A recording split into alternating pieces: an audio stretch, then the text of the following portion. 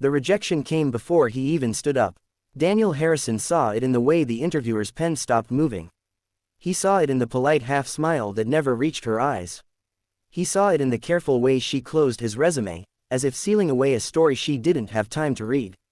In that silent, suffocating room on the 22nd floor of a shining glass tower, a single father's hope cracked, quietly, invisibly, like thin ice beneath tired feet. Before we continue, if you believe in kindness, in second chances, and in the quiet strength of people who refuse to give up, take a moment to like this video, share it with someone who needs hope, and subscribe to the channel. And tell us in the comments where you're watching from, because stories like this connect hearts across the world. Daniel adjusted the sleeves of his only blazer, a charcoal jacket that had seen better years and too many interviews. It wasn't that he wasn't qualified. Once, years ago, he had been the rising star of a mid-sized logistics firm. His spreadsheets were flawless, his forecasting uncanny, his dedication unquestioned.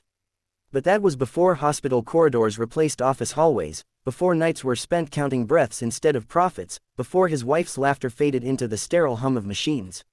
After Emily passed away, Daniel's world shrank to one small apartment and one tiny, fragile human being named Lily Harrison. She was 4 years old when her mother died, with curls that bounced when she ran and eyes that asked questions Daniel was never ready to answer. He became everything overnight: mother, father, nurse, cook, storyteller, protector. He learned how to braid hair by watching late-night tutorials. He learned how to pack lunches with little notes inside. He learned how to hide his tears in the bathroom so Lily would only see strength. But strength doesn't pay rent. The gap on his resume stretched like an accusation. 3 years without formal employment. 3 years of personal leave. 3 years that hiring managers scanned and silently judged. They saw inconsistency. They saw risk. They saw someone who might leave again. The woman interviewing him that day, Alexandra Whitmore, director of operations at Whitmore & Cole Enterprises, was known for her sharp instincts and sharper standards. She had built her reputation on efficiency and results. Her office overlooked the city, a view earned through long nights and relentless ambition. Daniel spoke carefully, explaining his experience in supply chain optimization, in cost reduction strategies, in crisis management.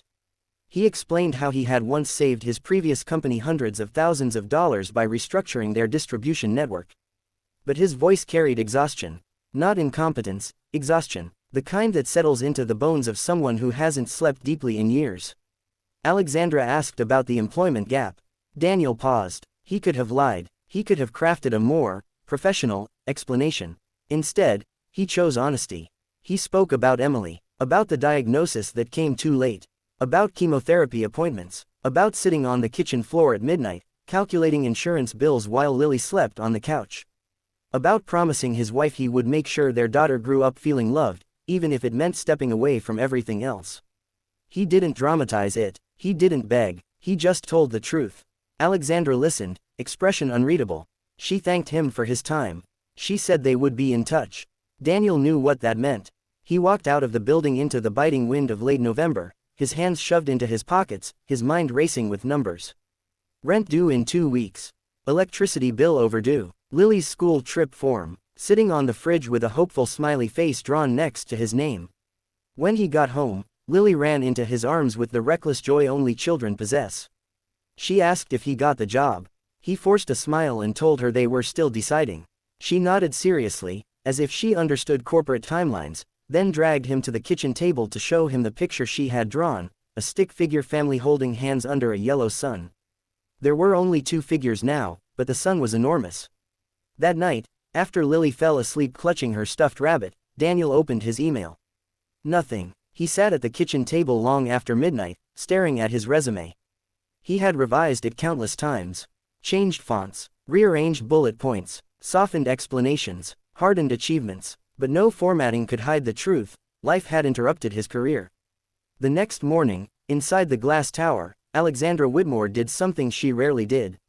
She opened Daniel Harrison's resume again. She had been ready to discard it. On paper, other candidates looked safer.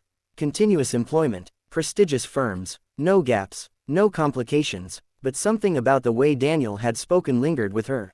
Not his sadness, his composure. She read more carefully this time. She noticed the timeline. During the 3-year gap, there were small freelance consulting projects listed, short-term contracts, remote work. She had skimmed past them before. Now she examined them. A struggling local distributor had increased its efficiency by 18% under his advice. A small e-commerce startup had cut shipping costs by 22%. These weren't massive corporations, but the results were real. She looked at the earlier years of his career. Rapid promotions, team leadership, consistent performance awards, letters of recommendation attached quietly at the end. Then she saw something she had missed. Under skills, he had written, crisis adaptability, resource optimization under constraint, long-term strategic planning in uncertain environments. They sounded like corporate buzzwords. But now she understood, they were survival skills. Alexandra leaned back in her chair. She thought about her own father, who had raised her alone after her mother left. She remembered nights when he worked double shifts, mornings when he ironed her uniform with clumsy determination. She remembered how the world had often underestimated him. She picked up her phone. Daniel was halfway through washing dishes when it rang. Unknown number. His heart pounded as he answered. Alexandra's voice was calm but different now, warmer. She told him that after reviewing his resume more thoroughly, she realized they might have underestimated the depth of his experience. She said the position he interviewed for might not be the right fit, but there was another role opening soon. A more complex one that required resilience, strategic thinking, and the ability to lead under pressure. She asked if he would be willing to come back for a second conversation. Daniel nearly dropped the phone. The second interview felt different. Less interrogation, more exploration. They discussed real scenarios, supply chain disruptions, budget cuts, staffing crises. Daniel didn't answer with textbook theories. He answered with lived experience. He described how, when money ran thin during Emily's treatment, he created color-coded budgets that stretched every dollar. How he negotiated medical bills. How he planned weeks ahead to ensure Lily never felt the instability beneath her. Alexandra watched as the other executives began to nod. They weren't just hearing a candidate. They were seeing a leader forged in fire. Days later, Daniel received the call that changed everything. He got the job, not out of pity, not out of charity, but because someone finally read his resume beyond the gap. Someone looked past the interruption and saw the endurance. The first paycheck didn't solve everything overnight. There were still bills to catch up on, routines to rebuild, confidence to restore. But there was something new in Daniel's posture when he walked Lily to school. A steadiness, a quiet pride. Months passed. Daniel transformed the department he led. He streamlined operations, mentored younger employees, and introduced flexible scheduling policies for parents struggling silently the way he once had. Productivity improved. Morale soared. One afternoon, Lily visited his office for the first time. She stood by the window, staring at the city below, her reflection glowing in the glass. Daniel knelt beside her and realized that the towering building no longer felt intimidating. It felt earned. Alexandra watched from her doorway, unseen. She understood now that hiring Daniel had not been a risk. It had been a correction.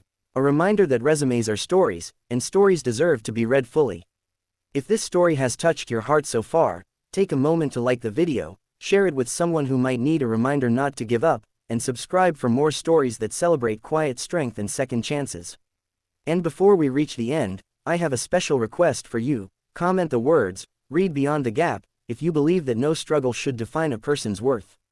Years later, when Lily graduated at the top of her class, Daniel sat in the auditorium with tears streaming down his face.